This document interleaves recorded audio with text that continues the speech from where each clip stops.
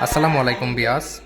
এই যে 114, এটা একটা জমি, এই পাশে আছে 114। এটা থেকে আপনি 1% জমি বেশি নিতে চাইলে আপনি কত ফুট যেতে হবে সেটাই আজকে আপনাদেরকে ক্লিয়ার করে দিব।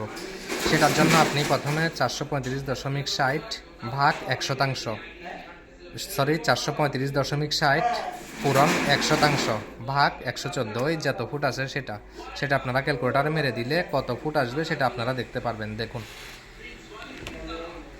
435.60 ইন্টু 1% ভাগ 114 সমান 3.82। তাহলে 3.82 আপনারা যাবেন। 3.82 ইঞ্চিকে কীভাবে ফুটে নিয়ে যাবেন সেটারও আমার একটা ভিডিও আছে। সেটা হচ্ছে 8 দ্বারা 82কে 8 দ্বারা ভাগ করবেন। 82 ভাগ 8 ইকুয়াল টু 10। তাহলে 82 মানে এই